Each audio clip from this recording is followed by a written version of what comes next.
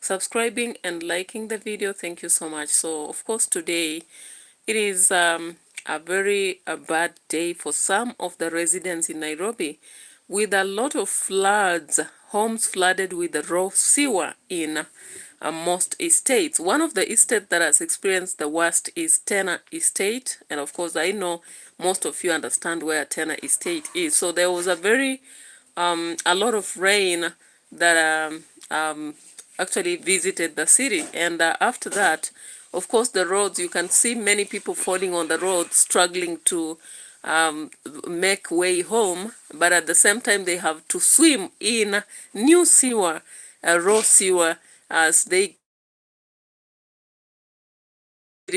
with so many amenities, maybe chance to look for jobs, and if they're missing, you can do some normal, these low cadre jobs, but still survive anyways. But at the same time, when it comes to floods, there is poor drainage in most of the places in Nairobi, and apart from that, of course, the drainage system is overwhelmed by the population that is right in the city. And away from that, the sewer system is poor. Of course, we've had even some points, at some point, people indicating that Sakaja has to work on this. And that is why we have a very serious political war currently between people like Babu, Sifuna, and Sakaja.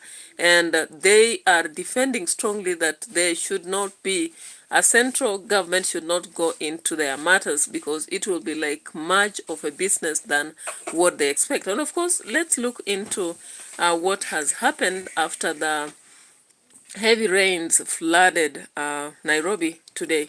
So that is a brief that is very important, because of course, if anybody is visiting Nairobi, they should be aware that as far as it's a good city with a lot of amenities and its own beauty, surrounded by the park and many places that people would want to visit, there is currently a problem in Nairobi city. And particularly Tena Estate is one of the places which was extremely affected. And for those who have been in Nairobi, you understand that when you visit most of the places, especially pipeline areas to do with Kayole, Githurai, and all those, the negotiation around sewerage system and drainage is poor, because it is overwhelmed. The population is quite big, but the drainage has not been able to cover up the kind of everyday activities and what goes around. So let's check into what happened today after the rains happened to flood Nairobi and see the situation on the ground.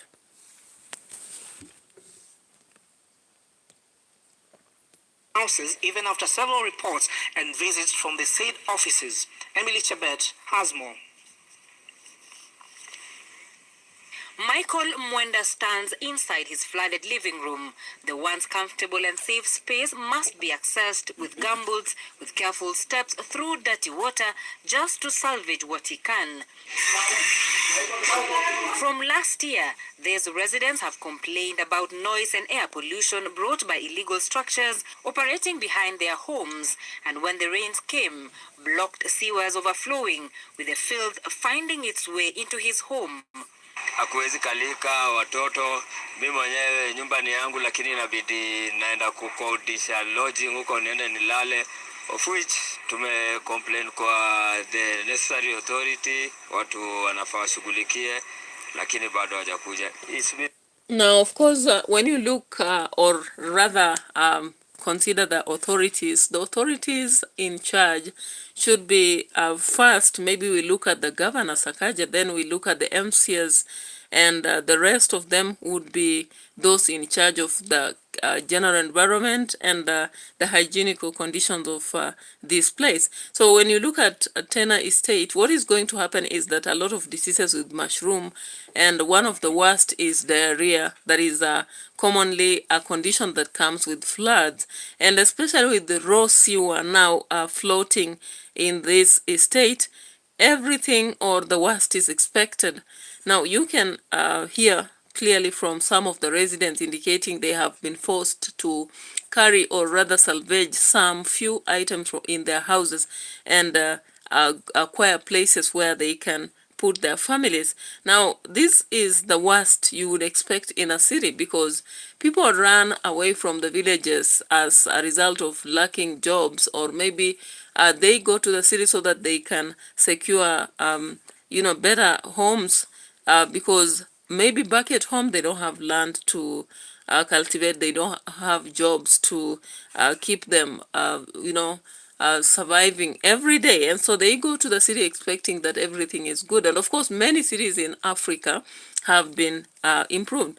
You look at some of the cities like in Uganda, Tanzania, and in many other countries, they are better off. But our own city, Nairobi, has had its own challenges, including lack of water, the poor sewerage, and the transportation system, of course, among others, are the major problems.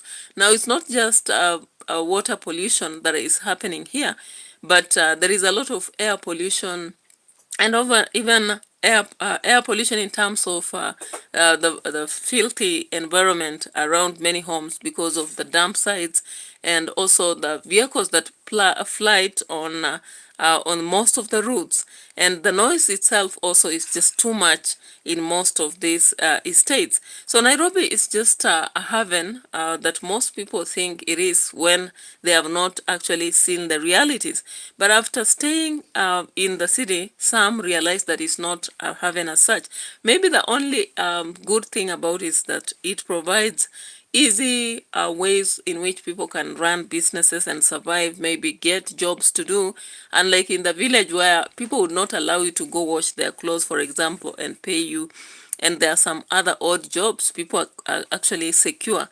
So let's turn back to this and listen more to more, and you are allowed to drop your comments based on the situation. According to the residents, the welding structures operating behind their homes are the main cause of the recurrent sewer blockages.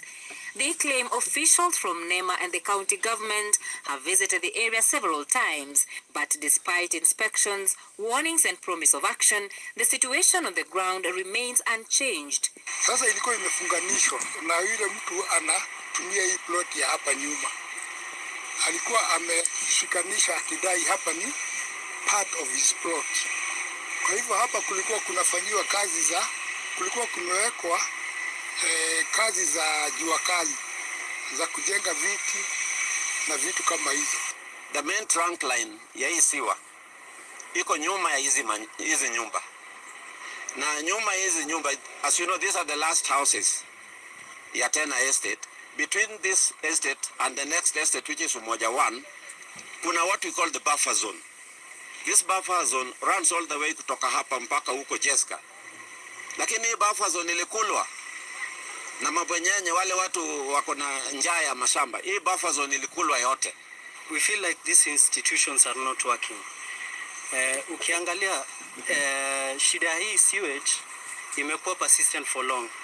Inakaaga like 1 month, then another month inapasuka, then it takes another 2 to 3 weeks to be solved. Na tukicomplain, they take time to come and rectify this issue. The residents warned that a public health crisis could be looming with raw sewage stagnant inside homes and compounds. They fear an outbreak of waterborne diseases such as cholera and typhoid, especially among children who are currently at home during mid-break. Pande hii ile kitu inatusumbua hapa ni sewage. Sewage imetukalia sana juu hata biashara sasa haiendelei poa. Sasa juu customers hawakuli matunda vizuri, ndio wanasema mama kuna harufu mbaya ya sewage. So tunaomba hii sewage tuone penye tunaweza shughulikiwa juu biashara zaidi yetu biashara imekataa kabisa. We have complained. All right, so the complaints don't seem to be working, and of course the authorities in charge are not also looking into the matters. Now, one would ask why institutions that are in charge of health in general are not working. Will they actually come for the traders and the people who reside here? If there is a buffer that was eaten up by those who are greedy for land, then what happens? Who is to blame? And at the end of the day, there will be a blame game that allows pulls and pushes and no solution at all. So with that having been exposed, of course, we hope that Sakaja and his team will work on this. Now that recently the president offered a lot of money to the Nairobi city and actually established a committee that would work into these matters. So we hope that they'll solve this problem as quick as possible, because it's a serious menace that would end up creating a disaster in the city. And of course, with Nairobi being such a major place that covers so many families, it will be tragic if this would be allowed. So adios, and let's hope tomorrow we will meet for more videos, maybe social and political. For today, we've just looked at social matters surrounding the city. But I appreciate all of you for watching and also following up. However, I was a bit busy. I didn't make it to do my reality videos as I always do. But I still appreciate all the same. I've done something. So adios and thank you so much. Cheryl, I can see you. So thank you so much and bye-bye for now. Let's meet tomorrow.